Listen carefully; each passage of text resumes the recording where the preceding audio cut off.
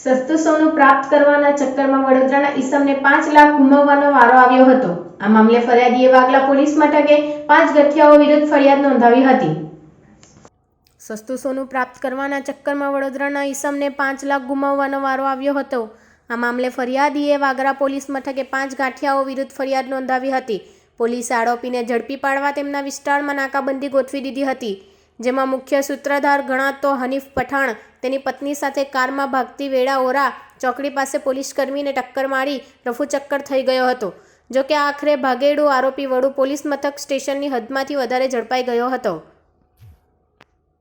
લોભિયા હોય ત્યાં ઘૂંટારા ભખે ન મરે ઉક્તિને સાર્થક કરતો કિસ્સો વાગરાના મુલેર ચોકડી નજીક બનવા પામ્યો હતો, જેમાં મૂળ વડોદરાના વાઘોડિયામાં રહેતા નીલ રવિન્દ્રભાઈ શાહ બીટેક મેકેનિકલમાં અભ્યાસ કરે છે।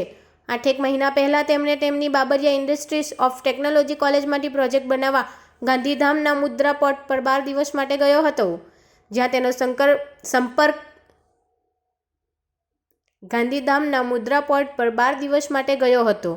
તેનો સંપર્ક શંકર પટેલ નામના શખ્સ સાથે થયો હતો। જ્યાં શંકરે તેને મુદ્રા પોર્ટ પર ફરાવવા લઈ ગયો હતો, ત્યારે તે સસ્તા ભાવે સોનું, સોનાના બિસ્કિટ, આઈફોન, બ્રાન્ડેડ બૂટ સહિતની વસ્તુઓ અપાવી છે, જેથી તેની વાતોમાં આવી ગયેલા નીલ શાહે સસ્તું સોનું ખરીદવા માટે શંકરને કોલ કર્યો હતો। જેથી શંકરે તેને એક નંબર પર એપથી કોલ કરવા કહેતા તેણે તેનો સંપર્ક કરતા અશોક જૈન નામના વ્યક્તિ સાથે વાતચીત કરી 100 ગ્રામનું સોનાનું બિસ્કિટ ખરીદી માટેની વાતચીત થઈ હતી, જેના પગલે નીલે તેના માતા પિતા મિત્ર પાસેથી 5 લાખ રૂપિયા ઉછીના લીધા હતા। જે બાદ અશોક જૈનનો સંપર્ક કરતા તેણે વાગડા પાસેનું લોકેશન આપતા નીલ તેના 3 મિત્રો સાથે ઇકો કારમાં લોકેશન પહોંચ્યો હતો। આ અરસામાં એક સફેદ સ્વિફ્ટ કાર ત્યાં આવી હતી, જે અંગે પૂછતા અશોક જૈને ફોન પર જણાવ્યું હતું કે તે કારમાં હનીફ પઠાણ તેનો પાર્ટનર જ છે। હનીફ પઠાણે તેની નીલ સાથે વિડીયો કોલ કરી સોનાનું બિસ્કિટ બતાવી મુલેર ચોકડીએ પહોંચવાનું નક્કી કહ્યું હતું। ત્યારબાદ તેઓ કાચવાળી સ્વિફ્ટ કારમાંથી 3 પૈકીના એક શખ્સે આવી તેમને પોતાનો ફોન આપી અબ્દુલ ખાલિદ સાથે વાત કરો તેમ કહેતા નીલે જણાવ્યું હતું કે તે આવા નામના કોઈ વ્યક્તિને જાણતો નથી। જોકે તેમણે જણાવ્યું હતું કે અબ્દુલ ખાલિદ અને અશોક જૈન એક જ ગ્રુપના છે, જેથી તેણે ફોન પર વાત કરતા અબ્દુલ ખાલિદે તેને રૂપિયા સાથે તેમની કારમાં આવવા કહેતા નીલ તેની કારમાં બેસી ગયો હતો। 1.5 કિલોમીટર દૂર જઈને કારમાં સવારમાં શખ્સે લઘુશંકા માટે કાર ઊભી રખાવતા કારમાં નીલની બાજુમાં બેસેલા શખ્સને પેટમાં લાત મારી કારમાંથી બહાર ફેંકી લઈ 5 લાખની બેગ છૂટવી ભાગી ગયા હતા।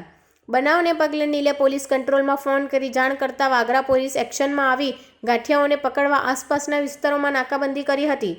ઘટનામાં અન્ય એક ફરિયાદ નોંધાઈ હતી, જેમાં લૂંટાણુઓ ટોળકીના મુખ્ય સૂત્રધાર હનીફ પઠાણ અને તેમની પત્ની નઝમાએ નાકાબંધી ઉભેલા પોલીસ કર્મીને અકસ્માત કરી નાસી છૂટ્યો હતો, જેમાં વાગરામાં ફરજ બજાવતા હેડ કોન્સ્ટેબલ મહેશભાઈ મુલેર ચોકડી પાસેથી લૂંટની ઘટનાને લઈને ઓળા ચોકડી પાસે નાકાબંધીમાં હતા। તે વેળા મેસેજ આવ્યો હતો કે હનીફ તેમજ તેની પત્ની નઝમા સફેદ બ્રોઝા કારમાં શંકાસ્પદ હાલતમાં ઓર ચોકડી તરફ આવે છે, જેથી હેડ કોન્સ્ટેબલ મહેશ તેમજ બીજા કર્મીઓ તેની કાર રોકવા જતાં હનીફે મહેશને ટક્કર માર ત્યાંથી નાસી છૂટ્યો હતો। જોકે બાદમાં વડોદરાના વડુ પોલીસ મથક સ્ટેશન હદમાં હનીફને પોલીસે દબોચી લીધો હતો। આ મામલે વાગરાના પોલીસે ગુનો નોંધી વધુ શંકર પટેલ, અશોક જૈન ઉર્ફે અબ્દુલ ખાલિદ, દિલીપ ઠક્કર, અબ્દુલ મજીદ અને રિયાઝને ઝડપી પાડવાની કવાયત હાથ ધરી છે।